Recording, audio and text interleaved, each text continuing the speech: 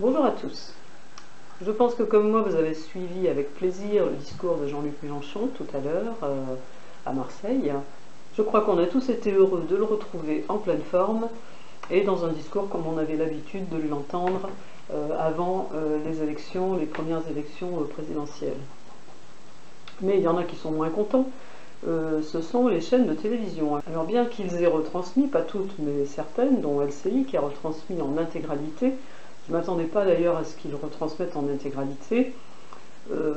Par contre, ils n'ont pas pu s'empêcher de dénigrer avant la transmission et après la retransmission. Le pire a été, enfin je crois, un homme d'un certain âge qui a parlé sur LCI. Alors je ne le connais pas parce que je ne regarde pas souvent cette chaîne. En cherchant sa photo, il m'a semblé reconnaître quelqu'un qui s'appelle Jean-Claude Dacier. Mais j'ai l'impression qu'il travaille plus sur LCI, alors je dois me tromper, ça ne doit pas être lui. Mais enfin bon, c'est quelqu'un qui joue les savants, comme ils font toujours, ils se présentent comme étant les gens qui savent mieux que vous ce que vous allez voir, c'est-à-dire que vous n'êtes pas capable, en regardant juste un discours, c'est-à-dire sans commentaire avant ni sans commentaire après, de faire vos propres commentaires tout seul et de comprendre et de réfléchir à ce que vous avez entendu. Non, non.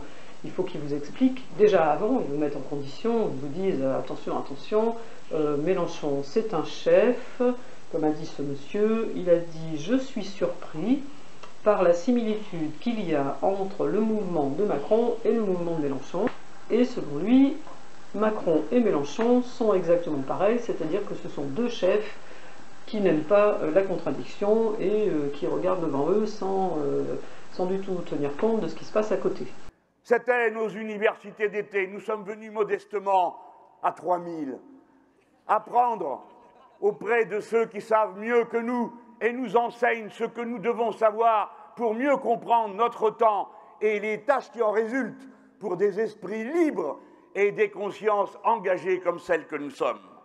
Macron et Mélenchon sont exactement pareils, c'est-à-dire que ce sont deux chefs qui n'aiment pas la contradiction et qui regardent devant eux sans du tout tenir compte de ce qui se passe à côté. Alors ça c'est vrai pour Macron.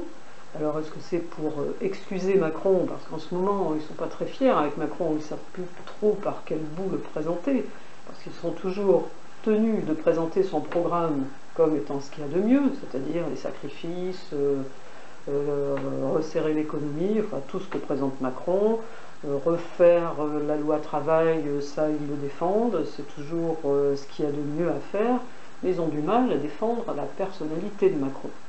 Alors comme Mélenchon, aujourd'hui ils viennent de dire qu'il était considéré par les Français comme le principal opposant, il ne parlait pas des partis politiques, il parlait des personnalités. Donc Jean-Luc Mélenchon a été choisi par les Français comme étant à 59% le plus à même d'être opposant à Macron.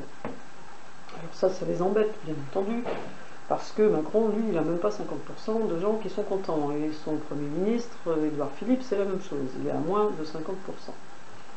Donc voilà, alors il faut qu'il casse, bien qu'il diffuse le discours, je pense qu'ils sont obligés, parce que sinon on dirait qu'ils sont des ennemis ou qui sont de mauvaise foi, donc ils sont bien obligés, pour ne pas paraître vraiment anti-anti, ils diffusent le discours.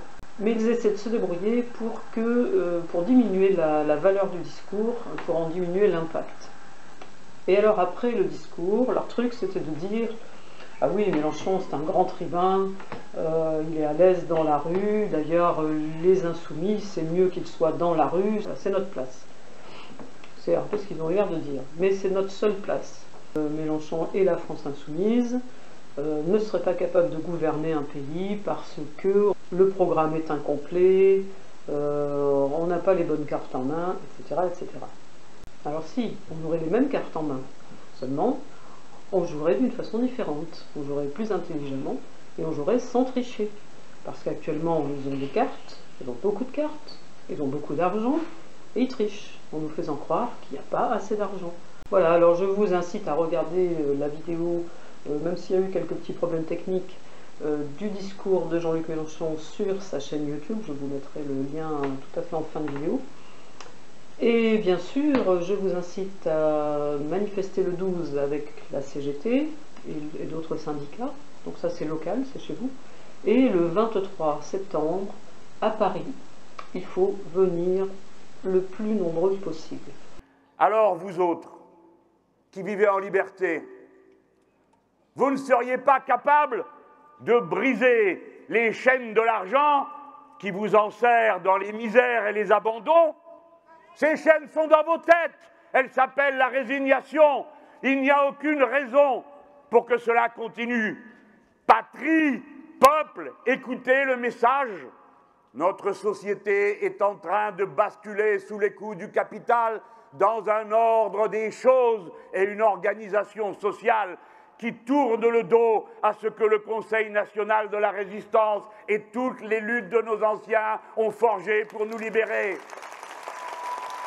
Qu'à mon appel à celui des insoumises et des insoumis qui sont là, le 23 septembre prochain, il faut que le peuple déferle à Paris contre le coup d'État social, contre le coup d'État antidémocratique qui s'organise contre lui. Donc j'ai fait une vidéo peut-être un peu facile, parce que c'est pas évident de recommencer après 15 jours, j'avais un bon rythme, et puis là j'ai un peu cassé le rythme. Donc du coup il faut que je m'y remette, et ça prend un petit peu de temps que je me réhabitue. Voilà, donc j'espère quand même que cette vidéo n'est pas inutile, et je vous souhaite une bonne fin de journée, je vous dis à bientôt et je vous remercie. Au revoir.